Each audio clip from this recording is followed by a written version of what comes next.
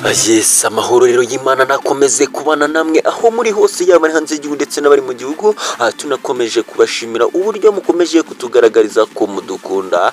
Nkuko rero maze kumenyera uyu akaba ari umwanya w'amakuru agezweho, aho rero tugiye kubabwira ko Semuhungu Eric yavuze ku byo gushaka undi mugabo rero no kubyara undi mwana.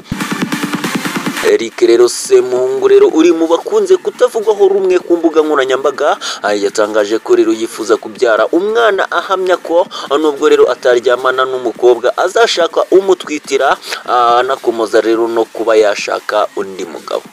Rero Semuhungu rero wiyumva nk'umukobwa benshi bazi rero nk'umuntu ubarizwa mu muryango w'ababana bahuje ibitsina n'abafite rero ibindi byiyumvo ku mibonano rero mpuzabitsina bitandukanye, no kubana rero ku mugabo n'umugore. Yabigarutseho rero mu kiganiro yagiranye n'itangazamakuru, aho rero itangazamakuru ryagarutse ku buzima bwe mu Rwanda rero nyuma y'igihe atuye muri Amerika. Muri iki kiganiro rero Semuhungu yavuze ko ubuzima bushya i Kigali bumeze neza, anagaragaza ko aryohewe n'uyu mujyi kurusha rero Las Vegas yari atuyemo. Yes, muri iki kiganiro kandi yabajijwe niba ajya ateganya kubyara umwana, avuga ko rero ari kumusanya amafaranga ngo rero azabikore, ahishura ko rero na mama we ahora abimusaba, avuga ko rero azashaka umukobwa umutwitira ngo kuko rero bitakunda ko aryamana n'umukobwa. Ati rero ndi kubika amafaranga kugira ngo nzabikore, mama wanjye rero ahora abinsaba. Ati ntabwo rero akunda ko naryamana n'umukobwa, ati gusa rero nzashaka unwitira, kuryamana rero n'umukobwa ntago byabaho, ndi umusangirangendo rero karemano.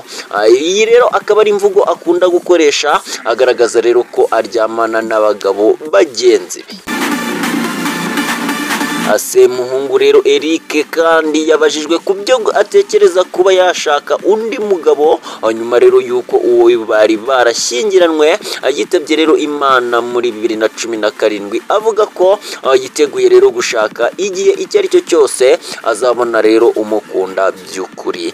Ati n'ubu rero mbonye umuntu umbwiza ukuri ko ankunda atari iby'uburyarya, ati nakwicara ngatuza kuko ntabwo rero nkunda kujarajara. Ati ntabwo rero nakwifuza ko sida narwariye muri Amerika, kandi rero ariho haba ibishuko byinshi nayirwarira rero mu Rwanda. Yes, yakomeje naragira ati nshaka kuba nabana n'umuntu umwe, amubonye rero ashaka ko dusezerana atabishaka twanabana, ati kuko kurushinga ntabwo ari byo byerekana ko mukundana. Ati gusa rero umuryango wanjye ntabwo ubishaka, aba bashaka rero umukire, ariko rero njye nemera ko urukundo ari urukundo. Nshaka rero umuntu waza niyo yaba nta giceri ufite, ariko rero uzi gukora nta kibazo.